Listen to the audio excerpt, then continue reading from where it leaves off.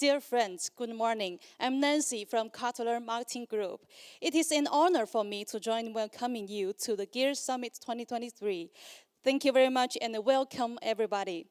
尊敬的各位来宾，来自全球的科技专家、企业家、女士们、先生们，大家上午好。我是科特勒的何丹丹 Nancy， 非常高兴今天在新加坡见到大家。那么今天呢，我也非常荣幸的能够担任此次环节的主持人，希望跟大家有更多的交流与合作。那欢迎大家来到 Gear Summit 2023科特勒大模型时代商业创新的主题论坛。在昨天的论坛当中，大模型商业技术、核心技术的贡献者们与新基建的创造者们，分别对大模型的底层技术展开了一系列的思想碰撞。那么今天我们将更多的聚焦在大模型上层建筑的商业创新上，看看如何更好的能为企业带来更多的商业价值。好，大家请先扫屏幕上面的二维码进入我们的微信群，能够加深我们今天更多的交流。大家请扫码。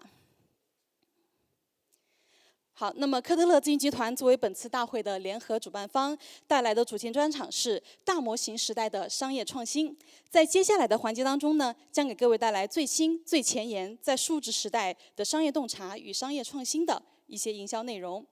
那么特别呢，也邀请到了世界营销学之父科特勒先生来做分享，以及世界营销论坛联合创始人、东盟国家营销顾问、经典营销书籍的著作的这个合著者 Hermawan Katajaya 陈就学先生，以及 Mark Plus 首席执行官、营销革命的合著者伊万塞蒂亚万先生，还有科特勒咨询集团全球合伙人、大中华及新加坡区总裁曹虎先生，中国高端品牌实验室主任、著名战略观察家段传敏先生带来精彩的分享。那讲到科特勒，大家一定并不陌生。科特勒咨询集团是一家全球顶尖的营销发展战略的咨询公司。那么由世界营销学之父菲利普·科特勒先生创立，在全球呢，我们有20多个国家也设立了公司，服务企业的发展，同时也提供咨询和企业培训等等服务。那在30多年来呢，我们服务了非常多的全球化企业，其中也有近400家财富500强的企业，有多达50多个政府机构和国际组织，超过1000家的大中型企业，涉及16个行业。同时，也有全球专业的团队和资源呢，也是遍布北美、欧洲、东南亚地区，帮助企业创造了一个又一个的商业奇迹。那么根植于科特勒咨询集团全球的专业服务能力和全球的资源网络，协同科特勒国际团队和伙伴，为大型的全球化企业、成长型和细分行业领先企业提供全球化的支持与发展。同时，我们也深度的服务企业客户、产业集群、城市产业和营销人才在专业上面的全球化发展以及落地的这个核心需求。那么科特勒咨询集团一直以激活企业潜力、构建国际化营销战略系统、助力全新创新及细分行业领先企业实现新增长为核心理念，帮助企业获得进入全球市场、深度全球化经营、塑造全新的新生代国际品牌、获得可持续的品牌营销能力和盈利能力。那么期待通过今天的大会，能够与现场的各位嘉宾、专家建立更多的链接与合作。很高兴在新加坡见到各位。那么集中精力，让我们开始今天的主题分享。好，大家扫完码之后呢，可以进入到微信群当中，我们会后进行深度的分享和交流。好，那我们今天就请出今天分享的第一位嘉宾。The first speaker is Mr. Philip Cutler。那么，首先我们的第一位演讲嘉宾是来自我们的世界营销学之父、科特勒咨询集团全球的创始人菲利普·科特勒先生进行视频演讲。因为科特勒先生人在美国，所以我们只能进行线上的一个跨洋的演讲了。好，那么我们大家掌声有请菲利普·科特勒先生，大家掌声欢迎。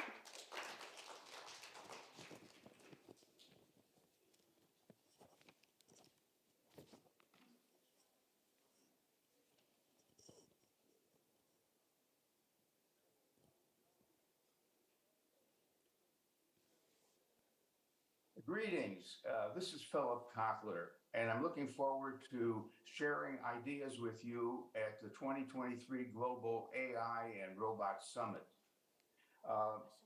Let me move to the first idea, and the idea is this, that the world is changing very rapidly, and that means it's going to be destroying some businesses and creating some new businesses. So it's very important that you are a company or a person who responds to the changing events. those companies that don't change are going to die. And here's the thing, most companies are run by bureaucracy. That's okay. That means that you have a set of procedures, but those procedures may be not relevant to the new situation. Let me just for a moment focus on the following. Namely, a report just came to my attention. It's McKinsey's new report of 76 pages called The Firm. And that 76 pages documents what's going to happen with the impact of generative AI and automation on every industry. What jobs are most likely to be disrupted? What employees and employers can do to survive in this environment? Now, I'm not going to summarize their findings. Please go and look at that report. I will spend my time talking about marketing and the major ideas and how they'll be impacted. But I want to have the right understanding with your audience of what is marketing. And briefly, I say marketing is CCDVTP. Now, that's a abbreviation of the statement, marketing is action to create, communicate, and deliver, CCD. Value, V, to a target, T, at a profit, P. So marketing is the voluntary exchange between two or more parties to agree to interact, and both of them should feel like winners after the transaction. So basically, the whole definition of marketing is about managing value. V is the big word. And I normally talk about the 4 Ps of marketing, but I'm changing that to the 7. When I would call it the 4 Ps, I would say marketing is product, price, place, and promotion. Now I'm going to expand it because there's 7 things you have to manage. The first thing is product, which is part of the 4 Ps. But I also want service to be emphasized, not under product, but as part of what you're offering. You may have a good product, but have very poor service, so you're not going to be successful. Also, I want the word brand to be a separate idea so we need to create a product with good service that is known as a brand that sells at a certain price. And price is not just one thing like the normal price, there's incentives.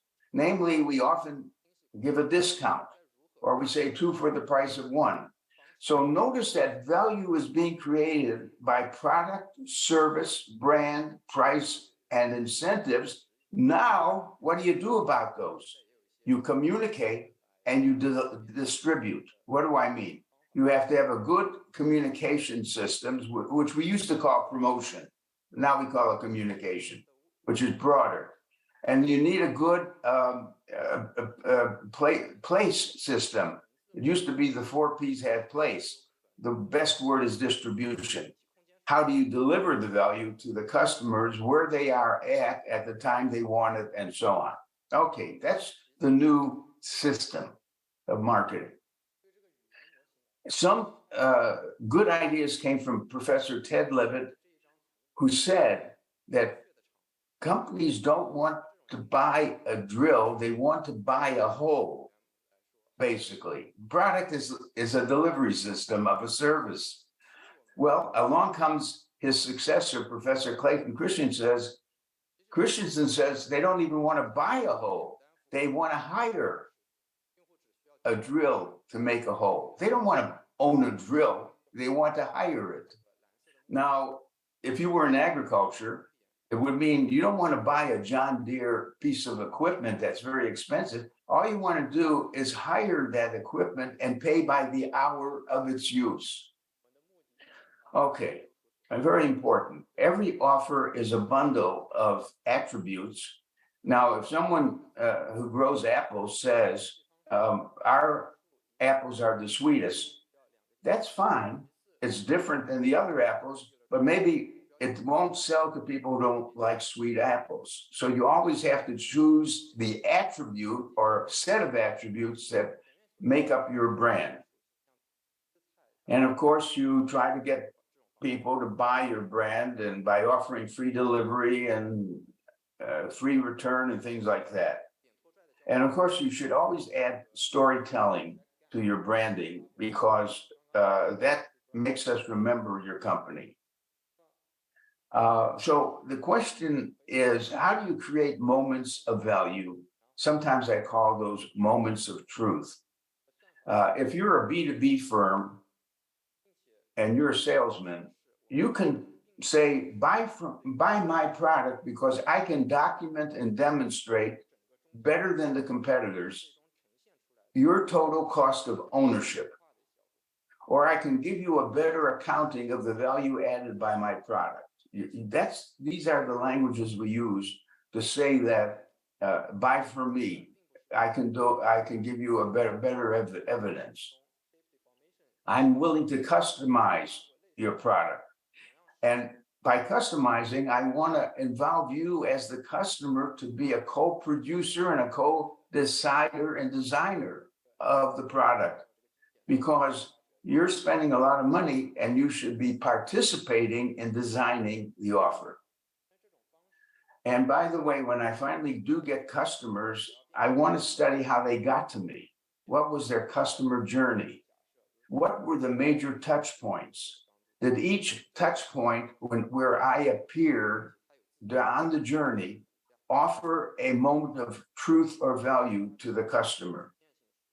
And the customer is going to, when a customer buys something, he's going to experience moments of truth at 3 times. First, when he buys the product. Secondly, when he uses the product. And third, when he tries to sell it and see if he can get back some money. Those are the 3 big moments of truth. Now, every company has to manage at least 3 things well. You have a set of customers, therefore you better have a customer manager. You have a set of products, therefore you better have good product management by someone in your firm. And then don't neglect the fact you have a brand. It doesn't stay alive over time unless you manage the brand. And that's very easy to show with one common brand, and that's coffee. And there's no doubt that branding adds value because coffee beans cost a few pennies, basically, or in the form of a package that you could buy at the supermarket and open up and make your own coffee. It's costing you about 5 cents to 25 cents a cup.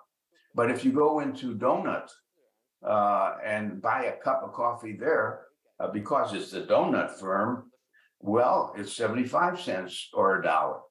If you go into Starbucks, it's $2 to $5. So do you see how you take commodity beans of coffee and you can create more and more value?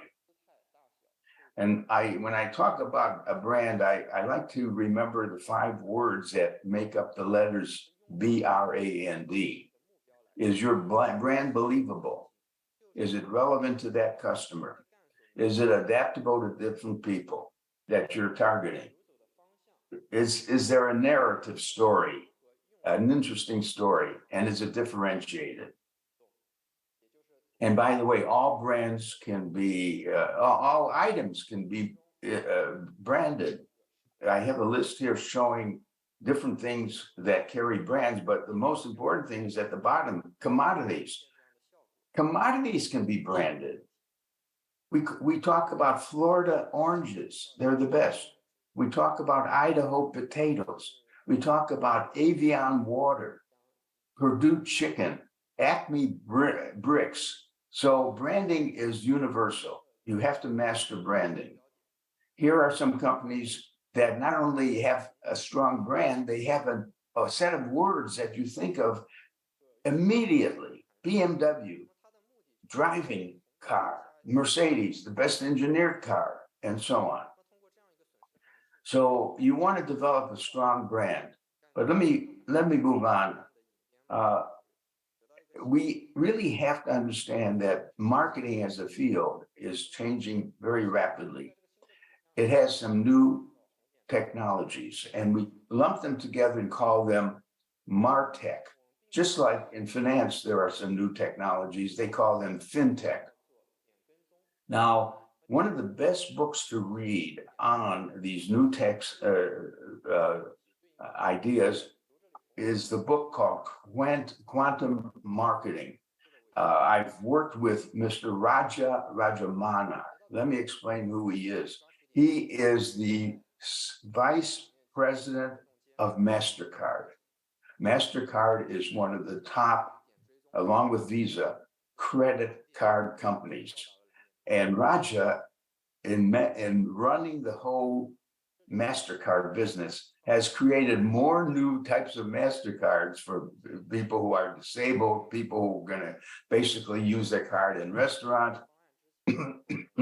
So basically, he has a wonderful chapter explaining that list of new techniques. Well, one of the most important ones is artificial intelligence, AI, and algorithms. Two things on that. Your company will be guided increasingly by algorithms. That's a decision tool for making the right decision in a certain decision area. For example, you're a banker. Customers ask for loans. You are experienced, so you say yes or no. In each case, looking at the data, no. Often you've made mistakes. You made loans that didn't work out for your bank. We can make the decision process better by finding out how you like to decide the question of a loan, and then finding out how you decided it in the past and where you made mistakes, so we can end up with an algorithm that won't make the kinds of mistakes you made in the past. So that there will be many decision processes in the form of algorithms. The second big thing to happen is Chat GPT. Sometimes we call that generative AI. And that means that you will be able to pose a question and have it answered in seconds. And it could be a question which says, write an essay on influencer marketing. In a minute, you'll see an intelligent, readable essay on the question you ask. Or you could say, develop a beautiful ad for a pair of shoes from my company and have the shoes fly in the air, and the colors of the shoes should be red and blue and white. So it can do that. That's the new system and software that will enable us to make content very fast, to do copywriting very fast, to get ads out very fast, which really means our company may be larger and have more people working at it than are needed. This is bad. That's what that big report called The Firm that I mentioned earlier is telling you. It's even telling you what jobs are the most vulnerable to the changing impact of Chat GPT. Now, other things are listed and you can read them, but I don't want to use up your time, which is short here. Okay, let's move on. I am saying that algorithms will be increasingly used for marketing decision-making, that many other tasks that are routine clerical tasks, they're going to be automated through what we call marketing automation. In other words, things that clerks could do should be done by the computer faster and better. And then you have to line up the right key metrics for running your business.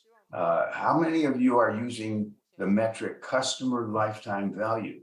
You're probably using the fact that you just had a sale to a customer, but are you trying to estimate the value of the customer, likely value over the long run? But there's many metrics and they are important. And it's also important to be able to map the buyer's journeys. How did they end up choosing your brand? What were you well positioned in the touch points that took place when they saw an ad, when they talked to a salesman of yours? Have you managed well all the touch points in the buyer's journeys? And there's different types of journeys that buyers do that get to you. You should map the different types. Now, some other things on marketing, just to be sure we know what's happening in the field. The whole idea of what is the relationship between marketing and the sales force. Do you know that the purpose of marketing started as a way to help the sales force sell more by supplying brochures and ads and marketing research? In other words, initially, marketing was just some marketing research, some brochure writing, and ad making. But as it grew, the salespeople grew unhappy. They said, "Why are we spending so much on brochures and ads? I just want a few more salesmen from your budget." So there's always been antagonism at some level between sales and marketing. And if I go into a company and I sense the antagonism, that company I would never invest in because they're not going to get far if sales and marketing don't shake hands and work together. So that is one point that to pay attention to. Let's now go to the other question. What's happening to retailing? Some of you are not in retailing, but of course, most marketing was in retailing at the beginning because any product, if you wanted it, you had to go to a store or a dealer to buy it. But what's happening? We're in a new world of digital marketing. We are in the online world too. We can go to Amazon without going to any store and put an order in for pencils and paper clips and anything else you want and get them sent to you the next day. And you never went into a stationery store or Walmart to buy them. So will consumer online buying kill store-based retailing? And if you have a reason to run stores as well as to let people order from you online, then make sure your stores are interesting. Make sure your clerks and your salespeople are helpful. Make sure the colors of the store and the arrangement and the cleanliness all contribute to keeping some customers coming to the store. This will, for example, we will still have auto dealerships because we don't buy a car by ordering it. We go to test it, to test drive it. There will still be furniture stores, but maybe there will be fewer dress shops and other things because most clothes can be shown in pictures on the computer screen and people can order them that way. And what's going to happen to advertising in the marketing world? I think the 30-second TV commercials, which are the heart of marketing in many ways, are so expensive, and I think they're of declining impact. People usually use that commercial break to go to the bathroom or to go to the kitchen to get something to drink. The point is, they serve a purpose in giving a big picture idea about the brand, but more and more of your work will be supplementary work using digital advertising for gaining incremental sales, because you will have, by collecting a lot of data, personal information about your customers. You're going to be targeting your customers as customers you really know about, because you have a lot of information of where they shop, what they read, what they buy, where they stand in the store. And therefore, you will end up with making a lot of your sales through targeted advertising aside from the big TV commercial? Should you use a creative advertising agency? Yes, they're expensive, but ask yourself, what can they do that you can't do for yourself? And then internalize some of the things you can do for yourself to keep your costs down of advertising. Remember to aim for word of mouth as the most effective form of advertising, because word of mouth usually comes from a friend or someone who has the product and loves the product. You should search among your customers who are the real fans who would be willing to talk to friends and others about how satisfied they are with your automobile or your refrigerator, whatever. So that form of advertising reduces the amount you have to do if most of the most effective advertising is done by your customers. And finally, I said that as ChatGPT grows, it's going to affect jobs in copywriting, content writing, advertising, customer support, programmers, and graphic artists. But again, read the McKinsey report of 79 pages on who's going to be hurt and who's going to be helped. So what's marketing in the future? Here are some of the principles I've come to. First, marketing success will depend mostly on the following: smart pricing, strong branding, and owning dominant distribution channels. It's as simple as that. And marketing creativity in AI will be crucial. Your ability to develop very good algorithms and chat bots and so on will be important. So please use customer journey mapping, touchpoint mapping. I didn't mention personas, but content and influencers are increasingly important. By the way, you should look for some people who have high influence and high numbers of fans and followers and reward them for talking about your product and influencing others because of their great influence on other people.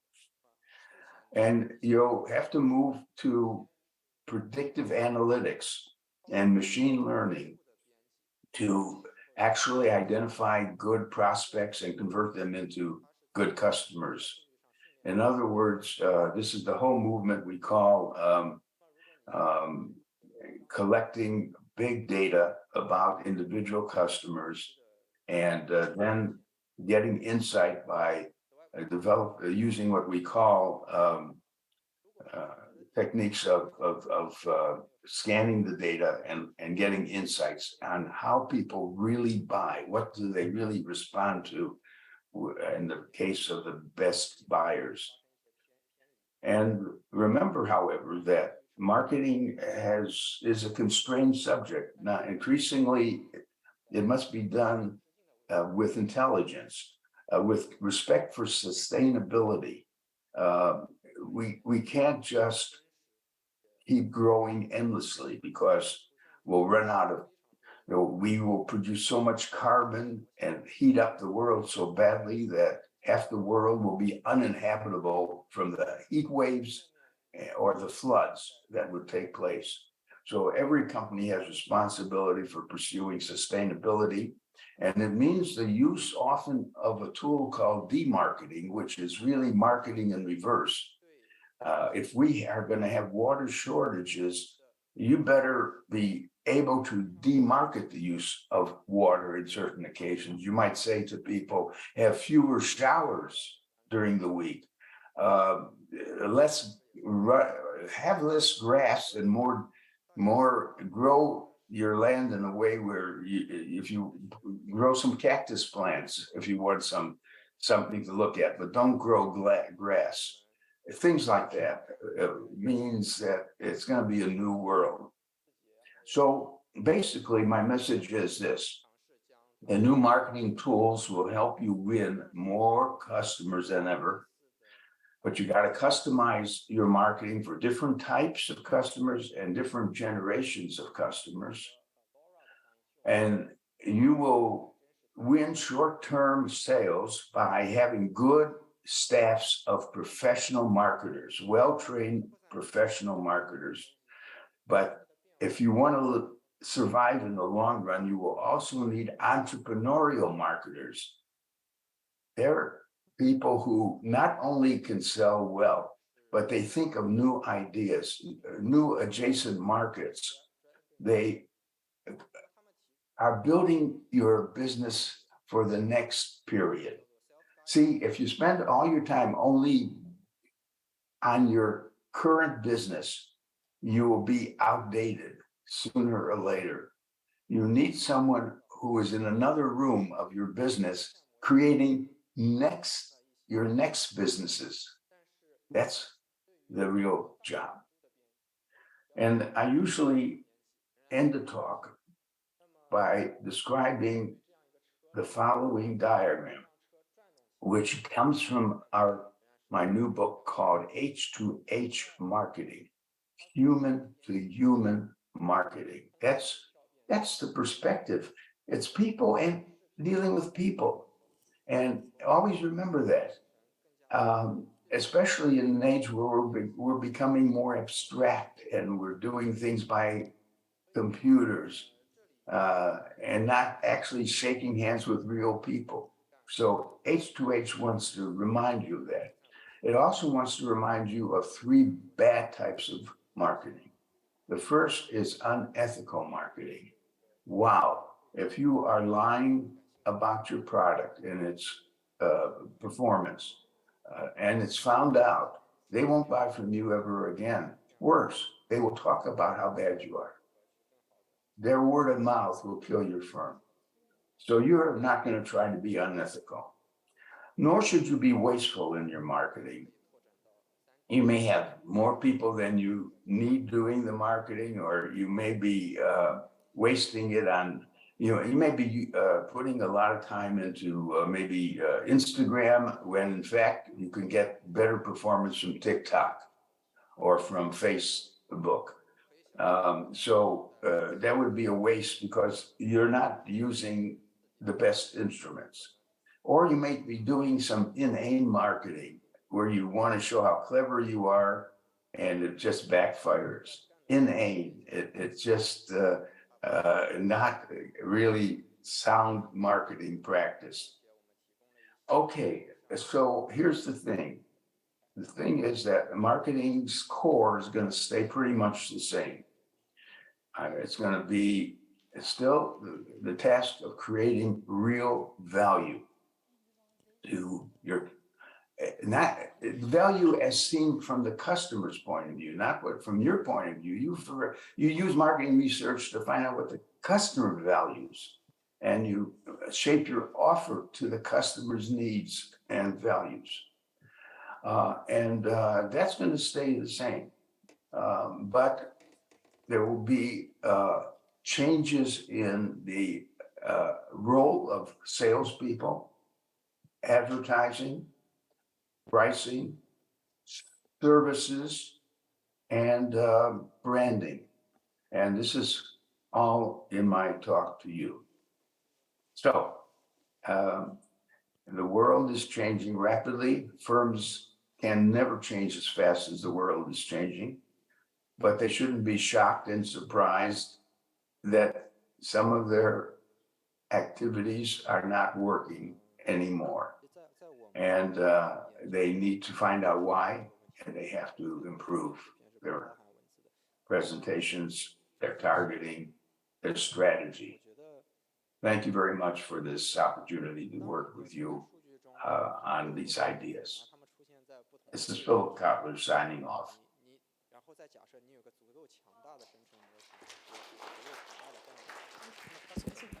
哇，科特勒先生的分享真是太精彩了！我们再次来掌声感谢一下菲利普·科特勒先生。好，那么科特勒先生带来的精彩分享，营销的未来，重塑商业世界的力量和范式，同时也在几个领域分别为我们去阐述了他对于什么叫最新的营销技术，对于什么叫最新的品牌啊，以及一些营销的洞察与事实做了更多的分享。好，那品牌呢，其实是塑造非凡的价值，也是让顾客创造一个让顾客能够感知到的价值。最重要的是什么？是要创造一个让顾客能够交付给顾客的价值，对不对？不是光是停留在我们品牌的创造者